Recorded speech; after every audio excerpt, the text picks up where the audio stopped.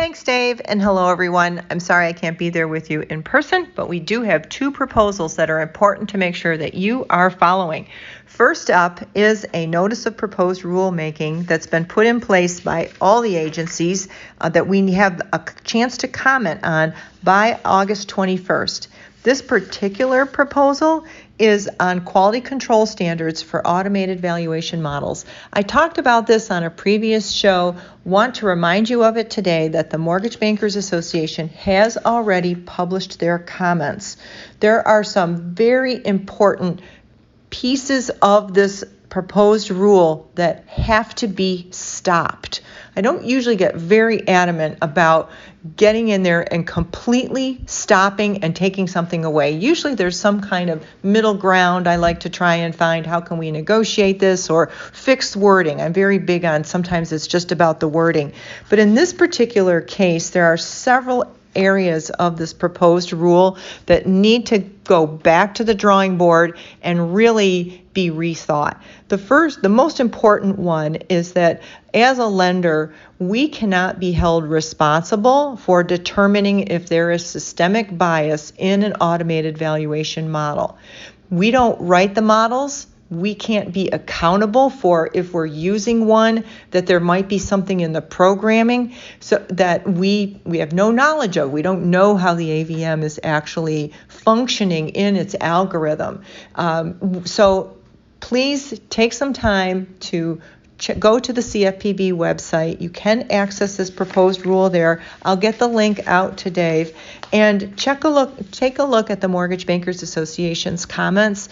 There is a way to view comments that have been posted, and you can simply reshare those comments, or you can simply go in and say that lenders should not be held accountable for the effects of systemic bias that may occur in an AVM. And primarily it's because there really is, as the MBA points out, there's no scientific consensus on the strategies to really analyze this and understand whether there is systemic bias. And as a lender, I only have my small snapshot of the market that I'm working with. I can't make an assertion of how an entire system is functioning. So there are other ways to go about this. Have money put into doing testing and research if there is concern about how automated valuation models may be potentially impacting pockets, individual cases, or any geographic area. So the agencies, as MBA says, if they wish to pursue a greater understanding of detecting evidence of systemic bias, MBA suggests that they support an effort to develop a testing strategy that can be shared with the AVM industry. And that really, to me, is the sentence that drives this home, that this whole thing that they propose needs to be blown up and started over. There really is a lot that is not clear and leaves lenders open to a lot of liability that we really don't have the tools and resources in the industry today to be able to defend and operate within. So I understand, have quality control systems in place, but this goes too far in who's being held accountable and lack of clarity on how that accountability will be enforced. So please take a look at that. You have till August 21st to be able to comment on that one. The second one is a proposed interagency guidance again. So everybody's in the room on this one, all the alphabet soup of regulators you can think of.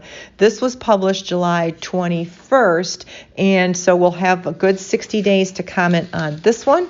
The title of this one, let me get it right, Reconsideration of Value of Residential Real Estate Valuations. So we're using a new acronym, not new, but ROV, Reconsideration of Value. And lenders have been asking, how does current appraiser independence and the old FIREA rules from 1989 and the updates of that rule since then, how does all that fit into when we say we have to get a reconsideration of value?